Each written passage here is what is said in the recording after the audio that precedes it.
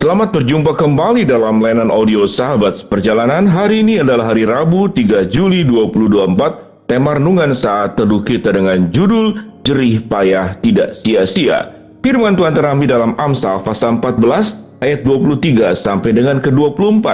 Dalam tiap jerih payah ada keuntungan, tetapi kata-kata belaka mendatangkan kekurangan saja. Mahkota orang bijak adalah kepintarannya, tajuk orang bebal adalah kebodohannya. Mari kita berdoa. Bapa yang di dalam surga, kami ingin belajar menjadi orang pintar, orang cerdas, orang berhikmat, orang benar, sesuai dengan kebenaran firman Allah. Bagaimana kami hidup, berjuang, dan berjerih lelah. Dalam nama Tuhan Yesus kami berdoa, amin.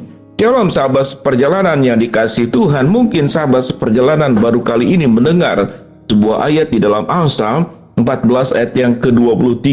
Selain ayat-ayat yang sangat populer, yang sangat kita tahu, yang kemudian mungkin kita bisa menghafalnya di luar kepala, seperti Roma 8 ayat 28, bahwa di dalam segala sesuatu mendatangkan kebaikan bagi orang yang mengasihi Tuhan. Kita bisa menghafal Yohanes 3 ayat 16, mungkin juga Yohanes 1 ayat 12, dan ayat-ayat favorit lainnya. Namun dalam kitab Amsal banyak sekali kata-kata bijak yang sangat luar biasa. Bagaimana kita diminta oleh Tuhan, dipanggil oleh Tuhan menjadi orang yang berhikmat, menjadi orang yang bijaksana, menjadi orang cerdas, menjadi orang pandai, dan menjadi orang yang beruntung. Bagian firman Tuhan di dalam Amsal 14 ayat ke-23 dikatakan, dalam berjerih payah tidak ada keuntungan, tetapi kata-kata belaka itu tidak akan mendatangkan kebaikan atau mendatangkan kekurangan saja. Bagian firman Tuhan ini mengajarkan bahwa di dalam jerih payah ada keuntungan. Kita tahu dengan jelas ada orang-orang tertentu yang mengatakan, aku sudah berjerih payah, aku sudah berlelah-lelah, tetapi tidak mendapatkan keuntungan. Yang didapat adalah justru kerugian, atau yang didapatkan adalah kebuntungan. Yang diharapkan yang baik, namun yang terjadi justru adalah yang buruk, sehingga jerih payahku itu menjadi sia-sia. Sahabat perjalanan mungkin punya pengalaman apa yang dimaksud dengan jerih payah itu sia-sia. Mungkin misalkan sahabat perjalanan berjualan dari pagi sampai sore, lalu kemudian di sore hari setelah mendapatkan keuntungan, kemudian terjadilah penodongan, dan seluruh upaya di satu hari itu kemudian dirampas dan dirampok oleh orang lain. Lalu kita berkata bahwa jerih payah ini menjadi sia-sia. Atau mungkin tatkala kita sudah berjuang melakukan sesuatu, kalau kita melihat di dalam media sosial ada orang yang menyusun mungkin kubus tertentu, kartu tertentu, balok-balok tertentu, dirangkai sedemikian rupa dari dasar sampai kepada ujungnya. Tinggal 1-2 kotak saja disimpan, kemudian ada bagian yang tersentuh, tersenggol secara tidak disadari.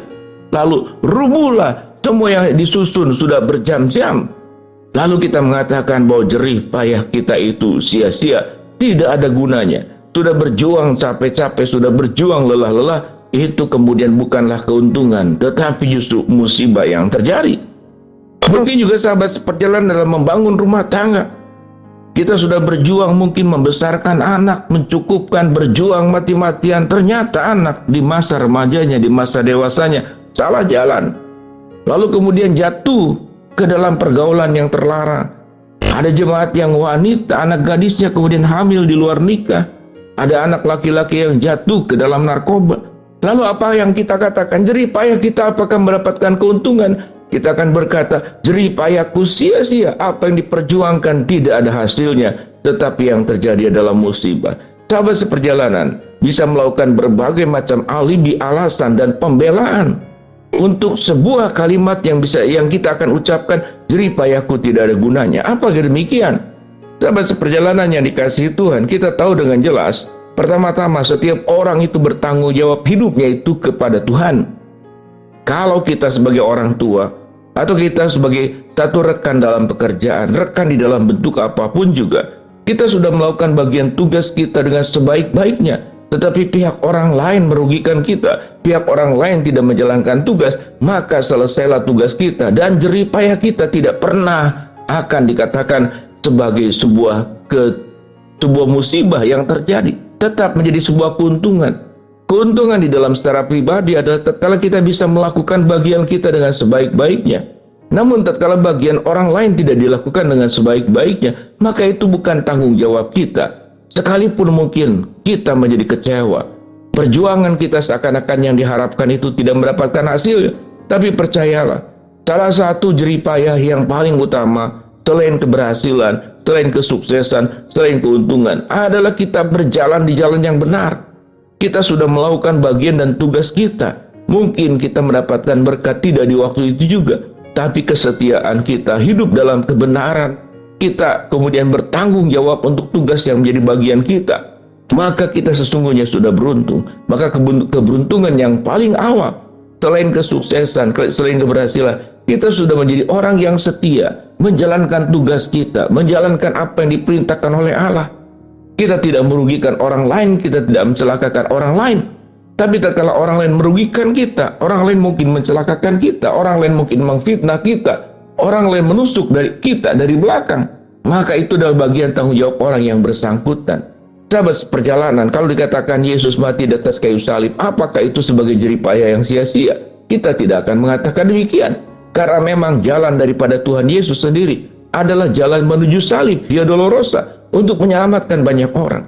Ketabahan kita, keteladanan kita menghadapi berbagai macam kehidupan, sekalipun kita dirugikan, sekalipun kita kemudian difitnah, kita dikatakan dijadikan sebagai alat permainan oleh orang lain. Tetapi karena keteladanan kita, kesetiaan kita, kesungguhan kita, itu adalah sebuah keuntungan di hadapan Tuhan. Keuntungan sebagai anak-anak Tuhan adalah hidup dalam kebenaran. Tetapi tentu Tuhan juga menjanjikan apa yang hilang pada kita seperti peristiwa dalam Ayub. Tuhan bisa kembalikan berlipat-lipat ganda domba, unta yang hilang. Bahkan anggota keluarga kita yang hilang. Semua apa yang hilang. Kalau Tuhan mau kembalikan, Tuhan mau melipatkan ganda kembali, mengembalikan semua yang hilang pada diri kita, Tuhan bisa kembalikan dengan cara yang ajaib. Kalau Tuhan bisa menyembuhkan yang buta melihat, yang timpang berjalan, yang bisu berbicara, bahkan yang mati dibangkitkan kembali, Tuhan pun akan sanggup untuk memberikan semua apa yang terbaik buat kita. Namun yang terpenting daripada segala sesuatu, jerih payah kita itu tidak akan sia-sia, yaitu tatkala kita, apapun hasil yang terjadi, kita hidup dalam kebenaran. Firman Tuhan berkata, mahkota orang bijak adalah kepintarannya, tajuk orang bebal adalah kebodohannya. Dalam jerih payah ada keuntungan, tetapi kata-kata belaka mendatangkan kekurangan saja. Kita tidak perlu mengeluh, kita tidak perlu bersungut-sungut. Percayalah, Tuhanlah yang memberkati seluruh perjuangan kita dan secara bertanggung jawab. Lakukanlah bagian kita, maka Tuhan akan memberkati kita. Jikalau kemudian keuntungan tidak didapatkan sesuai dengan harapan kita, kita sudah menjadi orang-orang yang beruntung. Karena kita bukan seorang pecundang, kita bukan seorang pengkhianat, kita menjadi orang yang setia benar, menjalankan tanggung jawab hidup kita, dan kita bertanggung jawab di hadapan Allah. Sahabat seperjalanan, bila kita hidup dalam kebenaran, apapun hasil yang ada, karena itu adalah buat kemuliaan Tuhan. Kalau Tuhan mau memberkati kita, Tuhan bisa membukakan pintu berkat tanpa bisa ada yang menghambat. Namun bersabarlah sampai kepada waktunya. Tuhan akan menyatakan pembelaannya, Tuhan akan menyatakan pertolongannya, Tuhan akan melimpahkan berkat atas hidupmu. Maka jadilah orang-orang yang beruntung. Jerih payahmu tidak sia-sia selama engkau hidup di dalam kebenaran. Mari kita berdoa. Bapa dalam surga, terima kasih buat firman Tuhan yang kami pelajari. Hamba-Mu berdoa buat sahabat seperjalanan yang sedang sakit, Tuhan jamah sembuhkan. Sahabat seperjalanan yang sedang menghadapi masalah, Tuhan bukakan jalan. Sahabat seperjalanan yang sedang berdoa mengharapkan sesuatu, Tuhan akan kabulkan dengan cara dan waktunya Tuhan. Dalam nama Tuhan Yesus kami berdoa. Amin.